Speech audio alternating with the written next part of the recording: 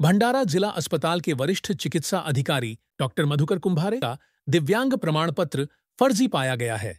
बताया जा रहा है डॉक्टर मधुकर कुंभारे को वास्तव में कोई विकलांगता नहीं है, फिर भी उन्होंने घुटना खराब होने का झूठा दावा कर दिव्यांग प्रमाण पत्र हासिल किया।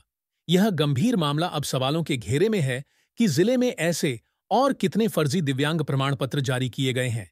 इस पूरे प्रकरण की उच्च स्तरीय जांच की मांग उठ रही है। इसी के साथ भंडारा शहर के नाकाड़े अस्पताल और लांजेवार अस्पताल को 100 बेड की अनुमति किस आधार पर दी गई, इस पर भी सवाल खड़े हो गए हैं। बताया जा रहा है कि इन अस्पतालों ने सरकारी मापदंड पूरे नहीं किए, फिर भी उन्हें बड़ी सुविधा दे दी गई।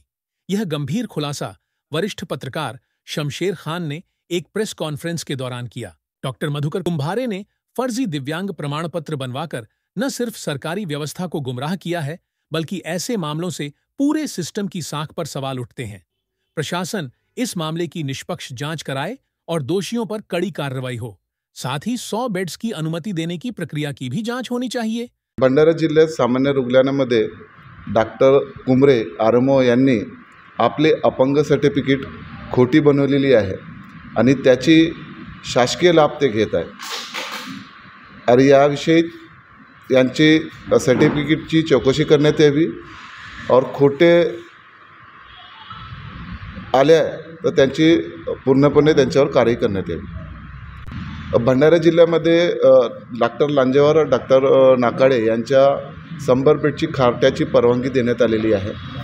और याच्या चौकशी अहवालमध्ये डॉक्टर कुंभारे जे आरएमओ भंडारा जिल्हा हॉस्पिटलचे त्यांनी याची चौकशी केलेली आहे। त्याच्यामध्ये 8 त्रुटी त्यांनी 31/12/2024ला दाखवली आहे आणि त्याचा अहवाल त्यांनी CS ला दिलेला आहे। आणि 1 जानेवारी 2025ला CS नी 100 बेटाच्या खाटाचा परवानगा डॉक्टर नाकाडे यांना दिलेला आहे।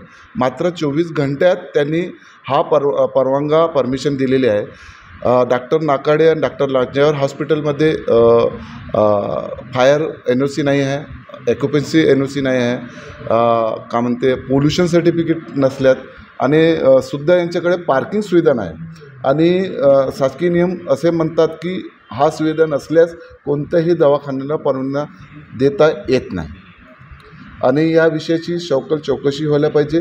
आणि हे पुरावे मी शासकीय माहिती अधिकारमध्ये मागितलेले आहे। याचे पुरावे माझ्याजवळ पूर्ण आहे।